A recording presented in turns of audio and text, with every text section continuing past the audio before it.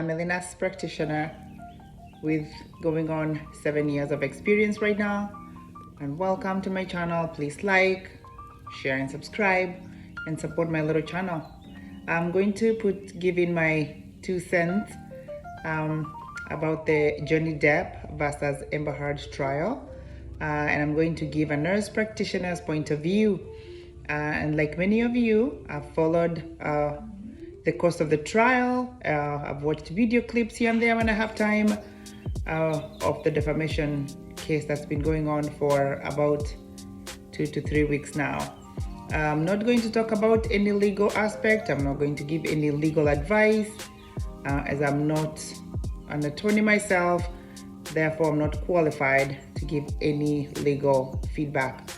Again, there are dozens of lawyers and qualified individuals who have been giving feedback and following the case closely and explaining the proceedings to us in layman's terms.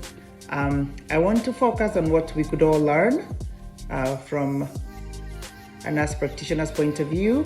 Thus, my audience is general public, but I also want to focus on nurses, nurse practitioners, clinicians, future clinicians, future nurses, and future nurse practitioners. One issue that stood out to me a lot during this case is the importance of proper documentation, proper, accurate documentation. And we all know throughout our schooling, the many years we go to school to become clinicians or nurses or nurse practitioners, physicians, psychiatrists, psychologists. I'm sure we've had millions of times about documentation. So I'm going to, because I'm a nurse practitioner, I'm going to reference American Academy of Nurse Practitioners, who describes the standards of a nurse practitioner as the requirement. The basic requirement is that you will assess a patient when they come to see you, and that means extensively and comprehensively getting their history, their social history, their medical history, their past surgical history, and putting that information together and documenting that information into their chart. Another standard that is expected once you gather all the medical history, all the social history, all the surgical history, the American Academy of Nurse Practitioners expects you to document that information. And their recommendation is, as I quote, the nurse practitioner or clinician for this matter should maintain accurate, legible patient information. In other words, your information should be very precise, describe it to the best of your ability, put in quotation mark what the patient says to the best of your ability. So what I want to bring us today as a nurse practitioner is when we see patients in our office or in the hospital setting, a lot of time we don't realize that this really is a legal document.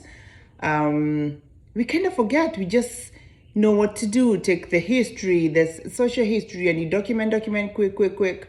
And you forget that this can actually be used in the court of law. Like what is happening right now with the Amber Heard and Johnny Depp trial.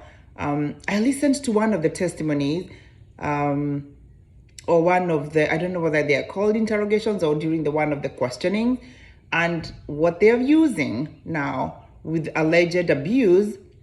I'm going to use the word allegedly because I wasn't there. I don't know what the facts were. I do believe the lady, Amber Heard, claims to have been abused by Johnny Depp, while Johnny Depp is also alleging that no, Amber Heard was the abuser. And guess what? The doctor's notes are what is brought up to court as evidence. Did the physician or did the clinician document the bruises that the patients are claiming to have? I've seen like some people who have done like really a good job of taking pictures, which is one way of all reminded a million times the importance of documentation. Document, document, document. Put it down, write it down, write it down. If you do not write it down, it did not happen. So over the course of the practice, especially in primary care, you or who, as we on our day-to-day lives, you will bump into patients of domestic violence who will come to see you after an incident that probably happened the night before. They'll come with bruises or burns or lacerations. Again, document, document, document. Using diagrams. Some of our softwares have use of diagrams. Draw the bruises. Even if you have to do it manually, do that and scan it and add it into the patient's chart. How long are these lesions? How wide are these lesions? Describe them to the best of your ability. If you can take pictures or photos and upload them, use that. How big is a lesion? How wide is it? How deep is it? Again, more than anything, what I would like us to remember is how crucial our documentation is. And again, this documentation can and will be used in the court of law if necessary. Thank you so much. Please subscribe, like, and share my video and support my small channel. Thanks. Bye-bye.